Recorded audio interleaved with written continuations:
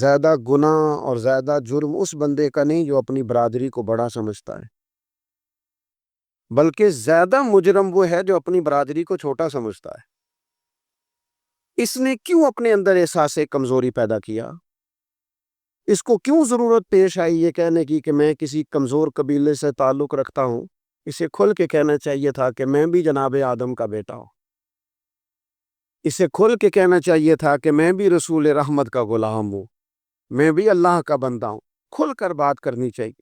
احساس کے نیچے دب جانا، پریشان۔ پھر اسی طرح کا معاملہ امیری غریبی کا ہے۔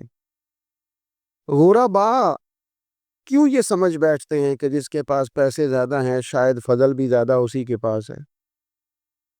کیوں اس احساس سے باہر نہیں آتے؟ اگر دولت بہت اعلیٰ ہوتی نا اور بڑی ہی قیمتی ہوتی تو سب سے زیادہ سیدہ فاطمہ زہرا کے گھر میں ہوتی، سب سے زیادہ تجوریاں سیدہ عائشہ صدیقہ کے پاس ہوتی، لیکن یہ زیادہ قیمتی نہیں تھی، اس لیے دروازہ رسول پہ بھی نہیں تھی۔ تو اسی طرح کا معاملہ کچھ لوگوں کا ہے۔ میں نے اپنی زندگی میں یہ دیکھا ہے کہ مذہبی ماحول سے وابستہ لوگ کئی دفعہ بڑے پریشان ہو جاتے ہیں کہ میں تو مولوی صاحب ہوں،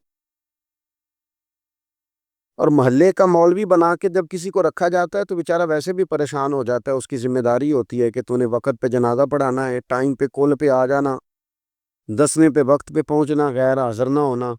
کچھ جگہوں پہ یہ بھی رواج ہے کہ جناب آپ کو 7 دن اور 10 دن مسلسل بیٹھنا ہے اور پڑھائی کرنی ہے۔ اور آہستہ آہستہ آہستہ آہستہ بچے احساس کا شکار، یعنی قرآن شریف پڑھنے والے بچے اور کتاب و سنت کی تعلیم حاصل کرنے والے بچے، لیکن انہیں یہ کہا جاتا ہے کہ چلو فلانی جگہ قرآن پاک پڑھنے چلتے، قرآن پڑھنے جا رہے۔ قرآن انقلاب کی کتاب ہے، قرآن بندے کو عروج دیتا ہے، لیکن ان بچوں کی ذہنی ساخت یہ بنائی جا رہی ہے کہ چلو قرآن پاک پڑھنے چلتے ہیں، وہاں بریانی ملے گی کھانے کو، گوشت ملے گا کھانے کو۔ شکایت ہے مجھے یا رب خدا بندان مکتب سے، سبق شاہی ہے بچوں کو دے رہے ہیں خاک بازی کا۔ اتنی چھوٹی جب آپ کسی کی سوچ بنا دیتے ہیں تو پھر وہ آپ کہیں کہ وہ انقلاب برپا کرے، وہ کوئی بڑا کارنامہ سر انجام دے، یہ ہوتا نہیں، ممکن نہیں ہوتا۔ جب آپ آہستہ آہستہ کر کے احساس کمزوری کے نیچے دبتے چلے جاتے ہیں، دبتے، حالات خراب ہو جاتے ہیں۔ ہمارے بزرگ ہمیں کہا کرتے تھے کہ مولوی ہونا کوئی تانا ہے، اور ہم نے حالات بدلتے دیکھے۔ ایک ٹائم ایسا تھا کہ مولوی ہونا لوگ تانا سمجھتے تھے، ہمیں بھی کہتے ہیں مولوی صاحب ادھر آئیں۔ آپ کو دیانتداری سے کہتا ہوں ہم نے وہ دور بھی انجوائے کر کے گزارا ہے۔ جے کسی ایک باری مولوی آکھے تو انہوں آکھے یارے کوئی پریشانی والی گل ہے، شکر ہے اسی مولوی ہاں، یہ کوئی پریشانی ہے؟ آپ کیوں پریشان ہو گئے؟ مولوی کسی تانے مینے کا نام ہے۔ اور پھر وہ جو کل تک کہہ رہا تھا نا کہ او ہو تسی تو مولوی بن گئے ہو، پھر ہم نے وہ دور بھی دیکھا، اس نے کہا یار 2 منٹ کھڑا ہو تیرے ساتھ تصویر بنانی ہے۔ وہ دور بھی دیکھا، یہ دور بھی دیکھا۔ تھوڑا سا نا اپنی زندگی کے اندر خودداری، عزت نفس، وقار، اسلام عروج دیتا ہے بندے کو۔ مسلمان تیزی سے دبتے چلے جاتے ہیں، دبتے چلے جاتے ہیں۔ ملک شام کا بندہ آ گیا حضرت عمر کو ملنے، اس نے آتے ہی پوچھا تمہارے بادشاہ کا محل کہاں؟ انہوں نے کہا جی ہمارے بادشاہ کا محل نہیں ہوتا۔ ہمارے ہاں لوگوں نے سمجھ لیا نا کہ روب شاید کپڑوں کا ہوتا ہے، روب شاید گاڑیوں کا ہوتا ہے، بنگلوں کا ہوتا ہے، بہت بڑی کوٹھی کا روب ہوتا ہے۔ اور نہیں بھائی، روب تو بندے کی کردار کا ہوتا ہے۔ ایک صحابی تھے حضرت عاصم بن ثابت رضی اللہ تعالیٰ عنہ، جنگ احد میں نا حضور کے ہاتھ پہ موت کی بیعت کی، جنگ احد میں بیعت کی، سونیا تیرے نام پہ مرنا، ڈٹ کے لڑے۔ سلافہ بن سا کے 2 بیٹے بدر میں قتل کیے انہوں نے۔ ایک قبیلہ حزیل تھا، انہوں نے احد کے بعد حضور سے کہا کچھ قاری ہمیں دے دیں، ہم نے قرآن سیکھنا ہے۔ تو نبی پاک نے کچھ بندے بھیجے تو عاصم بن ثابت کو بھی بھیجا، لیکن انہوں نے دھوکہ کیا، وہاں جا کے ان کو گرفتار کر لیا۔ جب گرفتار کر کے مکے والوں کے ہاتھ بیچنے لگے تو حضرت عاصم بن ثابت نے تلوار نکال لی، فرمانے لگے میں کافر کا قیدی ہو کے جینے سے بہتر ہے شہادت کی موت مر جا۔ کافروں کا قیدی لڑے اور فرمانے لگے میرے کمان میں تیر باقی ہے، میں لڑوں گا اور اتنا لڑوں گا کہ تمہیں پتہ چلے گا مجھے لڑنا آتا ہے۔ اور فرمایا میں صبر کروں گا اور صبر کر کے دکھاؤں گا، میں ڈٹوں گا اور تمہیں ڈٹ کے، اکیلا بندہ میدان میں ڈٹ گیا اکیلا۔ جب تیر ختم ہو گئے تو پھر نیزہ نکال لی۔ کہ بات آپ کو اس لیے سمجھا رہا ہوں کہ کچھ لوگ کہتے ہیں جی میں اکیلا کیا کروں، تو یہ آخر میں یاد رکھیں کہ صبر آپ نے کرنا ہے چاہے اکیلے بھی رہ جائیں، حوصلہ کرنا ہے چاہے اکیلے بھی رہ جائیں۔ اکیلے لڑے، تیر ختم ہو گئے تو نیزہ نکال لیا، خوب لڑے۔ اب اس نے قسم کھائی تھی کہ میں نے ان کی کھوپڑی پہ معاذ اللہ کھوپڑی منگانی ہے، سر منگانا ہے، اور یہ جو لے جا رہے تھے دھوکے کے ساتھ یہ بھی بیچنے لے جا رہے تھے۔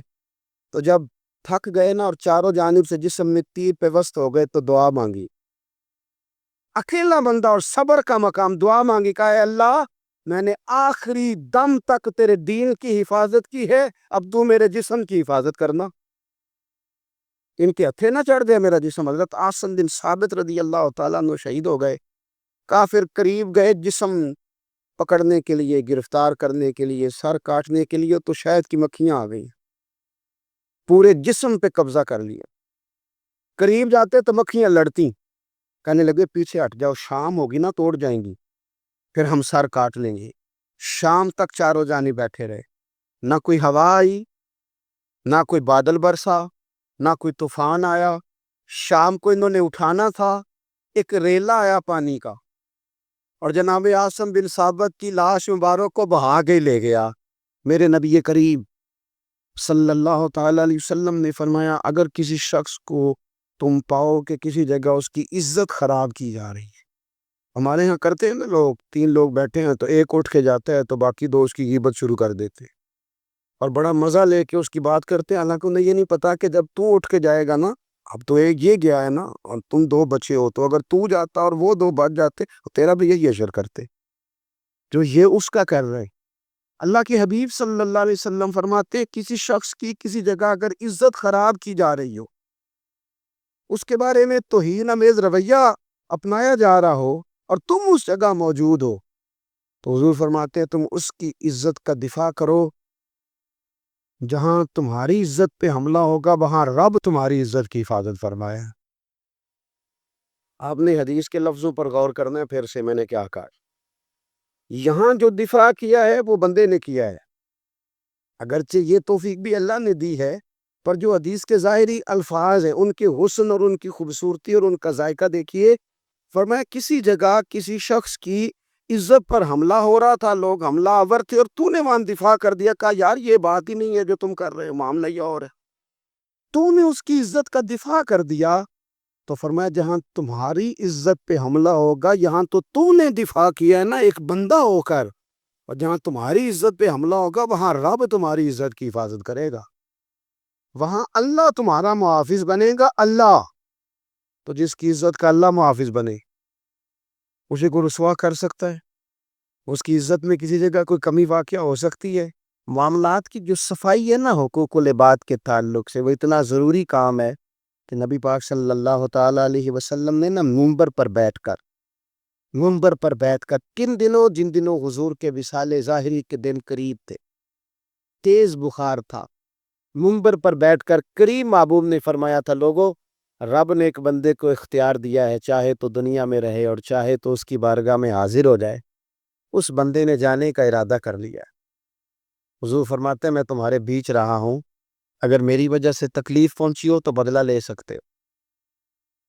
یہ اس طرح کی دعوت نہیں تھی نا جس طرح کی ہم دیتے ہیں، حضور کے لیے تو کسی نے گمان بھی کیا تو گناہگار ہوگا، مجرم ہوگا، لیکن ایک صحابی حضرت عکاشہ بن محصن اٹھ کے کھڑے ہو گئے، عرض کی یا رسول اللہ صلی اللہ علیہ وسلم، ایک جنگ کے موقع پر آپ نے مجھے درہ مارا تھا،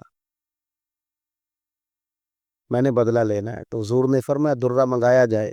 حضرت بلال گئے سیدہ فاطمہ کے گائے درہ لینے، سیدہ پاک رضی اللہ تعالیٰ عنہ فرمانے لگی بلال درہ اور اس کیفیت میں؟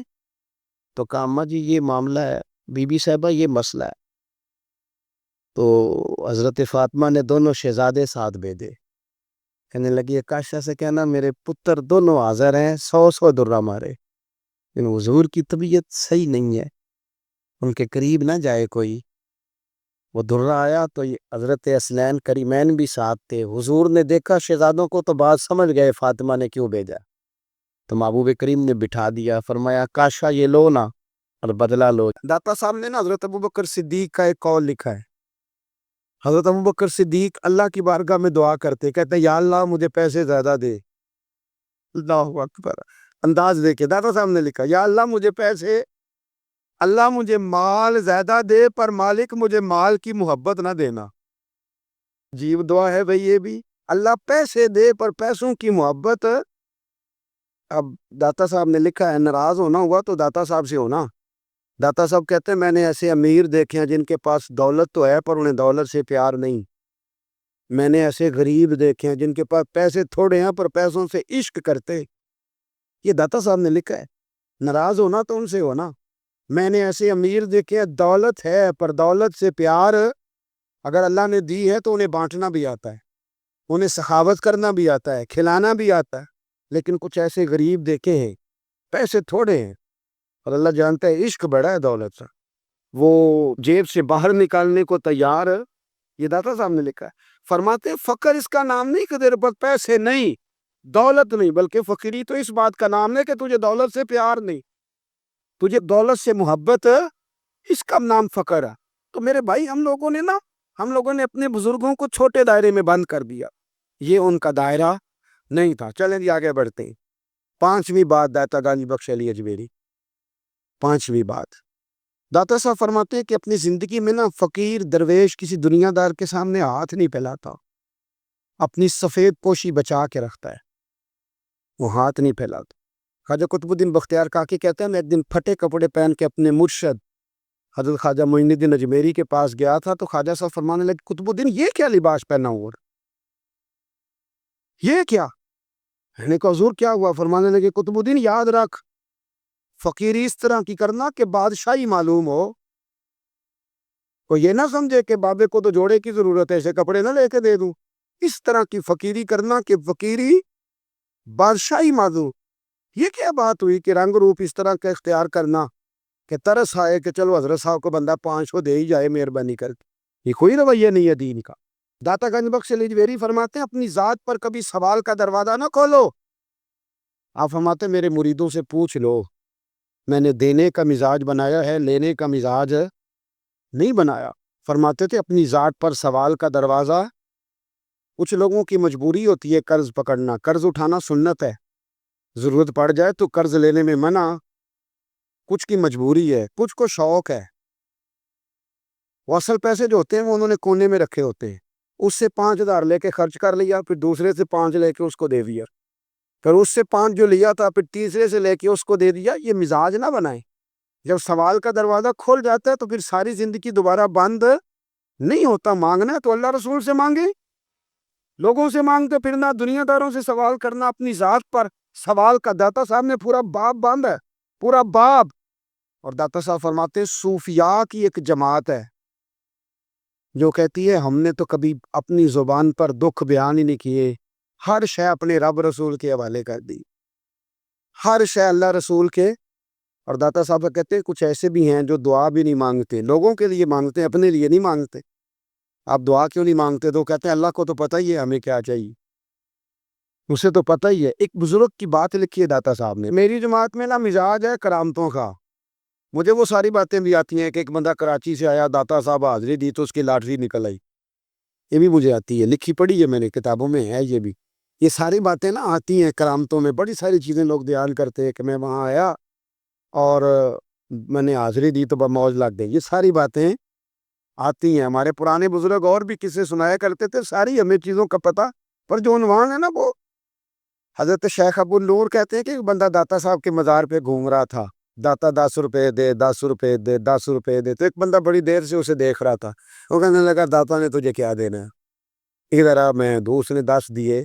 بندہ بڑا حسین تھا, ہنس پڑا, کہنے لگا داتا تیرے بھی صدقے جاؤں. دلانے لگا تو منکر سے ہی دلوا دیے, جو نہیں مانتا اسی سے دلوا دیے. وہ بڑا پریشان ہوا, میں اور چکر میں تھا اس نے میرے اوپر ہی جڑ دی ہے بات. کہنے لگا داتا تیرے صدقے جاؤں. تو یہ ساری باتیں کتابوں میں موجود ہے, لوگوں نے اپنے اپنے مشاہدات جو جس کے ساتھ پیش آیا اس نے بیان کیے ہیں. بہت ساری باتیں قابل بیان ہیں، پر جو عنوان ہے میں اس پہ رہنا چاہتا ہوں۔ داتا صاحب رحمۃ اللہ علیہ فرماتے ہیں ہماری تعلیمات کہ اپنے دکھ درد دنیا داروں سے بیان نہیں کرنے، سوال کا دروازہ لوگوں کے سامنے کھولنا اللہ والوں سے کہیں گے کبھی کہنا ہوگا تو دنیا داروں سے کہنا۔ کہتے ہیں کہ شیخ احمد نام کے بزرگ تھے، ساری زندگی کسی کو کام نہیں بتایا، ساری زندگی بڑی مشکلات آئیں پر کبھی اپنی ذات پر سوال کا دروازہ نہیں کھولا۔ ایک ایسی مشکل آئی کہ جو حل ہی نہیں ہوتی تھی، کسی نے ان پر کوئی الزام لگا دیا۔ ابو مسلم نام کا ایک بادشاہ تھا، اس کی حکومت تھی، اس نے پکڑ کے قید میں ڈال دیا۔ اب قید میں ہیں، جرم لگ گیا ہے، فرد جرم عائد ہو گئی ہے، جیل میں ہیں۔ لوگ کہنے لگے حضرت جی اپنی صفائی میں کچھ کہیں، فرمانے لگے ساری زندگی بندوں سے کچھ نہیں کہا، اللہ رسول کو پتہ ہے میں بے گناہ ہوں، مجھے کہنے کی ضرورت نہیں۔ داتا گانی بخش علی حجویری نے لکھا ہے، داتا صاحب کہتے ہیں تو یقین کامل تو پیدا کر، تو ایمان تو پختہ کر۔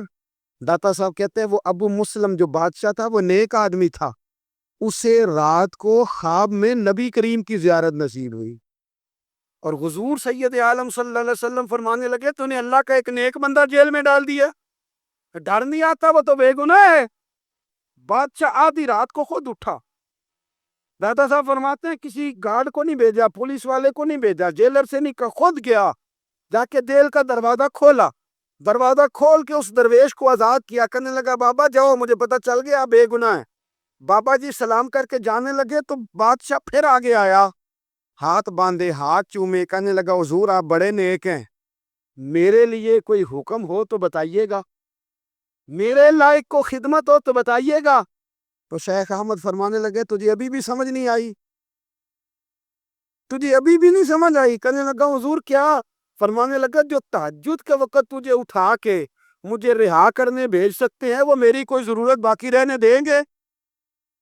مجھے کوئی ضرورت پڑے گی کسی اور کو کہنے کی؟ اصل میں ہماری طبیعت ہے، ہم نے بندوں سے دل لگا لیا ہے، دل اللہ رسول سے لگاؤ، کسی بندے سے لگانا تو اس سے لگاؤ جو اللہ والا ہو۔ آپ فرماتے ہیں کہ اپنی ساری خواہشات اپنے رب رسول سے، آپ فرماتے ہیں کہ اگر اللہ کے حوالے اپنی خواہشات کر دو گے تو رب تمہیں نا عام لوگوں سے زیادہ عطا کرے گا، عام لوگوں سے۔ اور پھر داتا صاحب نے آگے جا کے ایک چھٹی بات لکھی ہے، داتا صاحب فرماتے ہیں اگر تو چاہتا ہے نا رب جلدی راضی ہو جائے، پھر اللہ کی مخلوق سے محبت کرنی شروع کرتے۔ پتہ ہے بندہ نیک کون ہوتا ہے؟ جس کی تنہائی نیک ہوتی ہے، جو اکیلے میں نیک ہوتا ہے، تنہائی جس کی پاک صاف ہوتی ہے، اصل میں وہ بندہ نیک ہوتا ہے۔ ہمارے ہاں نا بالخصوص نوجوان نسل سے کہوں گا، تمہارے پاس سہولت آئی ہے موبائل کی، تمہارے پاس سہولت آئی ہے انٹرنیٹ کی، لیکن دیکھنا اس کی وجہ سے کہیں تمہاری تنہائی ناپاک نہ ہو جائے، دیکھنا اس کی وجہ سے کہیں تمہارا وہ اکیلے میں جو تمہارا رب رسول سے رشتہ جڑنا چاہیے تھا، سجدے کا نور ہونا چاہیے تھا، اچھی منصوبہ بندی کرنی چاہیے تھی، وہ میلا کچیلا نہ ہو جائے۔ تنہائی جس بندے کی پاک ہوتی ہے وہ نیک ہوتا ہے۔ محفل میں تو ساری اچھی اچھی باتیں کرتے ہیں، محفل میں تو سارے لوگ ہی نیک ہوتے ہیں۔ یہ صحیح بخاری میں حدیث ہے، نبی اکرم صلی اللہ تعالی علیہ وسلم نے فرمایا میں اپنی امت کے کچھ ایسے لوگوں کو جانتا ہوں جو قیامت کے دن تہامہ پہاڑ کے برابر نیکیاں لے کے آئیں گے۔ تہامہ پہاڑ تھا ایک بڑا سفید رنگ کا، اس پہاڑ کے برابر وہ نیکیاں لے کے آئیں گے، لیکن فرمایا اللہ تعالیٰ ان کی نیکیوں کو ہوا میں اڑا دے گا۔ حضرت ثوبان رضی اللہ تعالیٰ عنہ نے عرض کی یا رسول اللہ صلی اللہ، انسان اگر باصلاحیت بھی ہو اور اللہ تبارک و تعالیٰ نے اسے انشراح صدر بھی عطا کیا ہو کہ میں حق کے رستے پہ ہے، لیکن اس کے باوجود اگر وہ قوت ارادی، قوت فیصلہ